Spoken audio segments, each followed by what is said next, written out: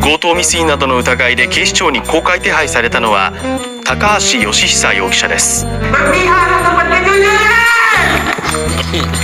今月20日、品川区のメンズエステ店に押し入り、運転役と見られています。さまざまなレベルでこれからも緊密に意思疎通していくことを確認をした。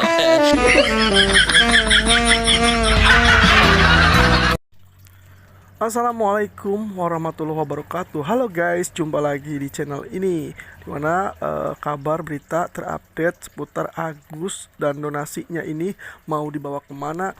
Tiba-tiba muncul aja di FYP nih guys, berita Agus go internasional. Nah, apakah benar atau tidak berita ini? Tapi banyak komentar kalau berita donasi Agus ini sangat parah, makanya sampai kabarnya ke luar negeri. Nah, pada intinya sih guys, senang juga ya tinggal di Indonesia karena warganya lucu-lucu nih guys, dan kreatornya unik-unik.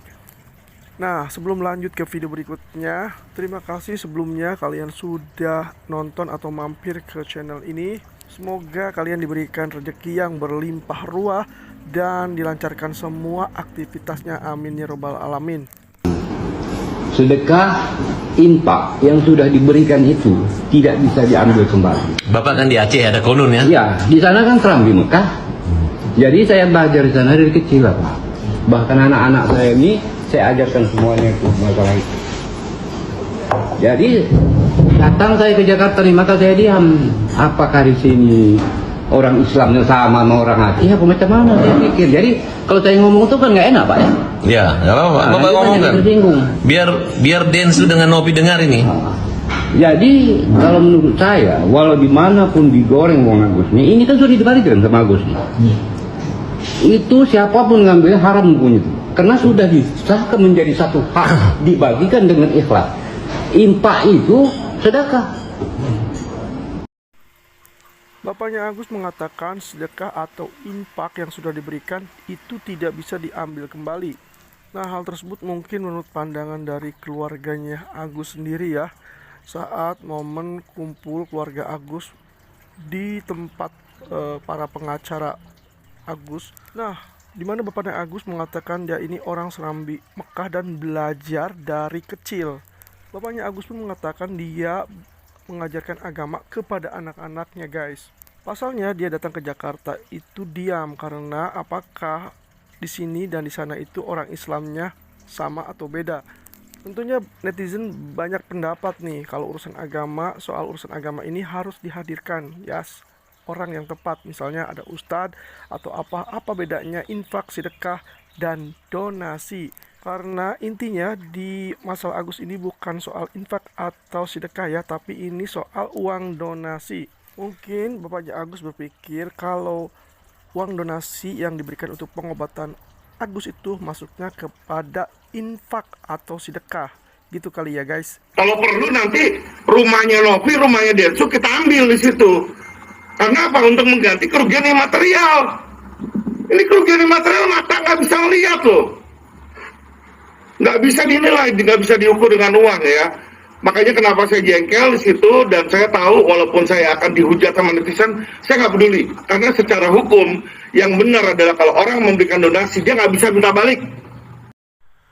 Semeringahnya senyum Agus nih guys, dimana Alvin Lim akan sita rumah dari Densu dan Teh Nopi. Karena apa guys? Karena katanya untuk mengganti kerugian material ya. Karena Agus sudah tidak bisa melihat. Nah, kalau nonton videonya ini kenapa ya kata-kata dari Alvin Lim ini seolah-olah Densu dan Teh Nopi yang telah menyiram mata dari Agus. Terus Densu ganti rugi dan Teh Nopi hingga rumah dari Densu dan Teh Nopi akan disita. Nah, kira-kira cara mikir kayak gini masuk akal apa enggak nih guys? Karena dari berita kita tahu ya, yang nyiram mata Agus pakai air keras itu adalah Aji dan pelakunya sudah ditangkap. Dan kita tahu Teh Nopi dan Densu ini orang yang diminta tolong oleh Agus dari awal untuk open donasi. Malah rumah mereka berdua gitu bakal dicipta oleh Alvin Lim, guys. Tentunya ini kabar bahagia ya buat Agus, karena Agus bakal dapat rumah Teh Nopi dan Densu nih, guys. Itu kata dari Alvin Lim.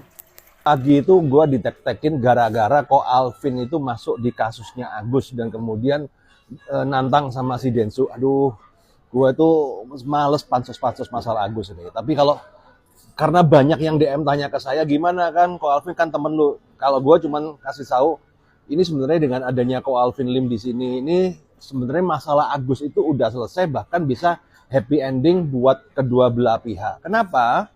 Karena Alvin Lim kan nantangin tuh Densu 3 miliar untuk nyiram, dia ngasih 3 miliar. Nah kan Agus kan udah kesiram tuh. Kenapa kok nggak Agus itu nyiram lagi kedua kali, kemudian makan tantangannya Alvin Lim? Berarti kan dia dapat 3 miliar dari Alvin Lim tuh. Nanti belum jadi, nanti dapat 1,5 miliar. Jadi 4,5 miliar, bos. Kan udah happy ending. Kalaupun apes pun juga 3 miliar lumayan lah. Ngapain lu ngeributin yang 1,5 miliar yang di Densu dan Cenovi itu ya? Teh Novi kok Cenovi. Jadi Agus, terima tantangan ko Alvin Lim. 3 miliar loh. Lumayan lah. Semoga bermanfaat. Ya, Agus. Agus sedih. Agus sedih.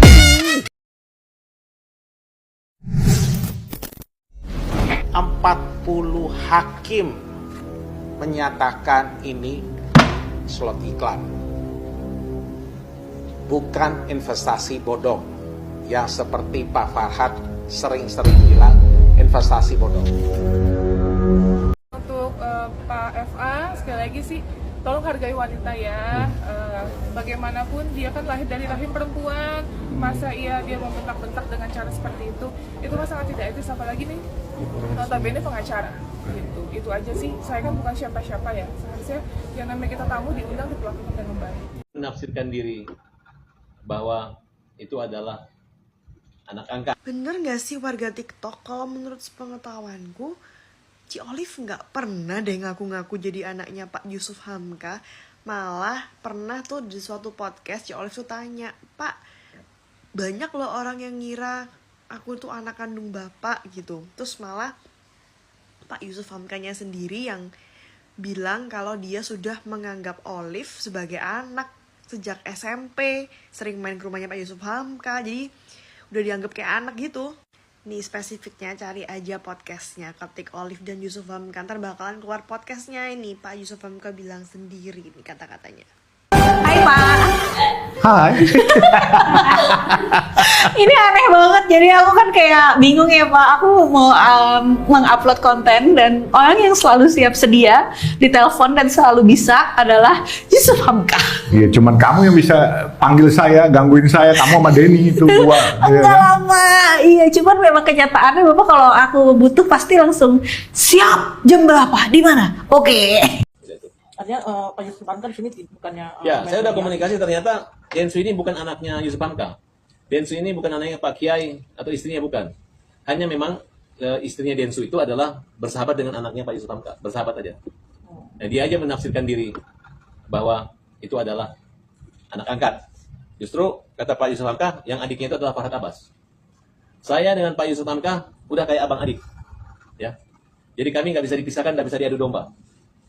Nah, kalau ada yolo-yolo mengatakan bahwa saya pernah diselamatkan dari penjara segala macam, itu dia salah informasi. Ya, jadi nggak usah saya ceritakan. Yang jelas, yang namanya pemikiran besar Pak Yusuf Hamka adalah jangan sampai ada ribut antara etnis. Sarah, sehingga beliau menyampaikan pesan kepada saya bahwa titipkan buat etnis kami yang minoritas, bahwa Farhad akan berjuang dan menjaga persatuan dan kesatuan. Kemarin aku dapat informasi dari Bang Denny Sumargo dan juga keluarga terkait dia udah ditawarin uang untuk pengobatan operasi, dikasih 200 juta. Dia bilang uangnya nggak cukup, dia mau ke Singapura, dikasih 300 juta, dia masih nggak mau. Siapanya si Agusnya masih nggak mau? Padahal itu uang pribadi dari Bang Denny Sumargo, bukan dari uang donasi. Jadi dikasih duit sama Denny 300, itu udah mentok 300 juta, dia minta 300 juta, itu juga dia nggak mau. Dia nggak mau. Maunya berapa? 10 miliar. Kata dia itu nggak cukup untuk biaya dia nanti dia pulang ke Aceh untuk pengobatan di Singapura. Dia mau ke Singapura, nggak mau kayak di Indonesia.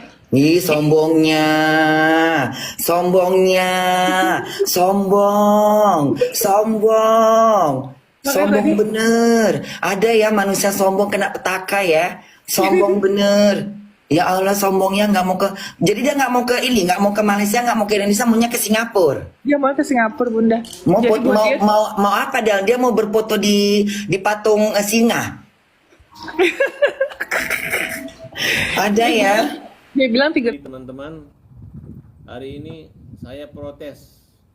Apalagi Menteri Sosial mau konferensi pers bersama gitu.